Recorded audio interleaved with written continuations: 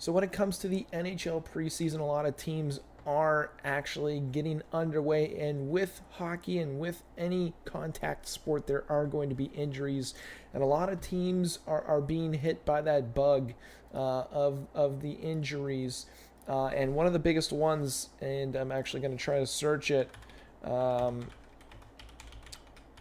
I think it's really going to affect their team if they also want to give us the info. Here it is.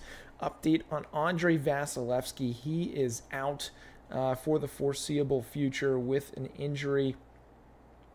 It's not saying it there, and I'm wondering if Puckpedia will have anything about it. Let me filter through to the Tampa Bay Lightning, and they lost their goaltender Andrei Vasilevsky, had back surgery. They're stating here 8 to 10 weeks he will be missing for the Tampa Bay Lightning, which I think is an absolute huge blow for them. Obviously, they're going to need a big step up when it comes to the goaltending situation, and we'll take a look at their team and what they've got right now. Between the pipes, they've got Jonas Johansson between the pipes. I don't even know who their third string goaltender actually would be, to be quite honest. But yes, they still have their forward lines. They're still very deep up top. Kucherov, Point, Stamkos, Cirelli, Paul, Jeannot, Hagel. Again, you're pretty stacked up top. But without Vasilevsky, 8 to 10 weeks, does that also include his rehab process? Who knows? I'm going to assume that it does.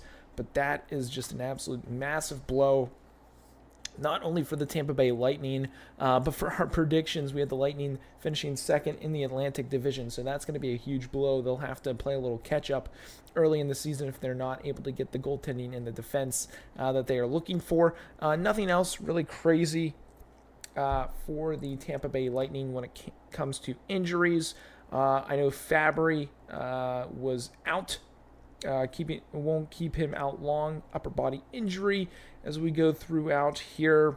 Nothing else too big so far, although Alex Killorn, he did break his finger, which is a bummer, so he is expected to miss 4 to 6 weeks.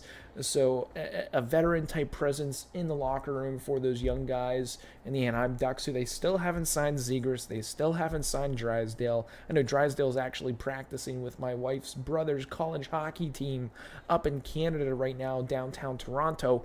But it's crazy that they lose a very solid hockey player there in Killorn. He will definitely be missed, but when he comes back, they will definitely welcome him with open arms.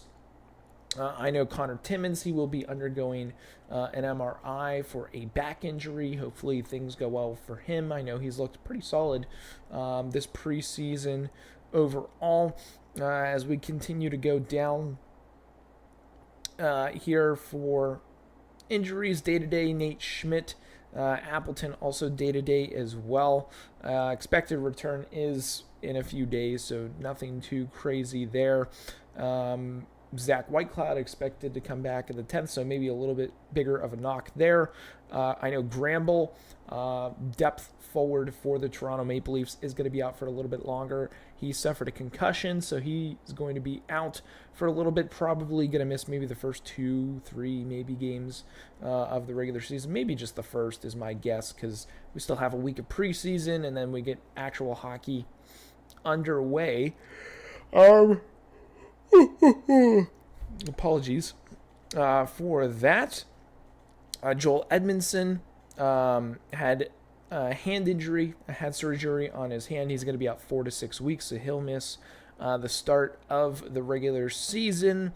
As we are keep going down the lineup, Verhaeghe's going to be out for a little bit. Palmieri's going to be out for a little bit. Again, day to day, so nothing too crazy there. Will Butcher is going to be out indefinitely, maybe until the start of the regular season. So again, nobody massively out.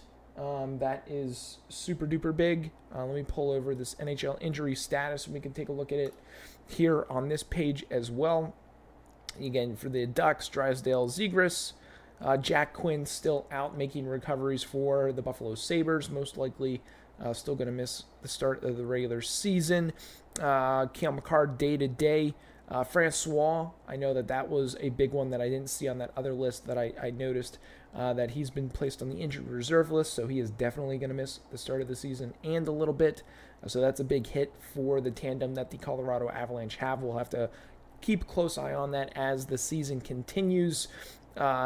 Going here throughout, Roope Hintz has been listed on the injury list, injury status.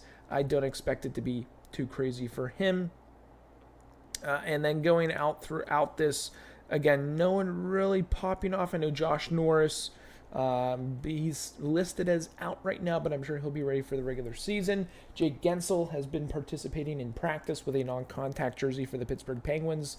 They're expecting him to maybe miss the first couple of games of the regular season, which is better than what they had expected initially whenever he first had the ankle surgery and injury and all that stuff. So good on for him. That's exciting news there.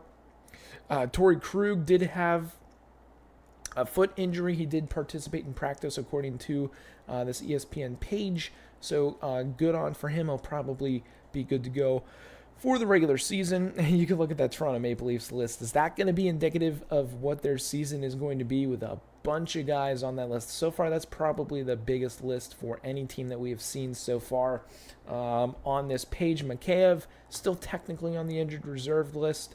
Back for Tuesday's practice after leaving the team for personal reasons, so hopefully he will be back. Winnipeg Jets list is a little bit longer, but most of them are day-to-day with probably just a couple of knocks getting back into the swing of things. But that is the injury status update report. Again, a few things we need to keep in mind as the season gets going. I'd say the two biggest ones, Tampa Bay, and they're both goaltending, Tampa Bay and the Colorado Avalanche, who are potential cup contenders. They're one, Tampa starting goaltender Vasilevsky out. We'll have to keep an eye out on that, 8 to 10 weeks.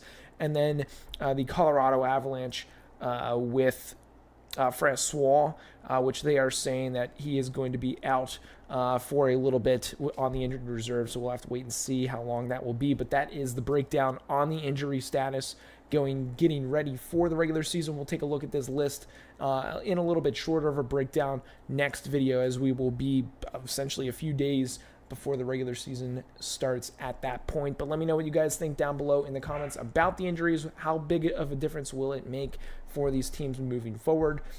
Is it huge for the Tampa Bay Lightning? Let me know what you guys think down below in the comments below in this video.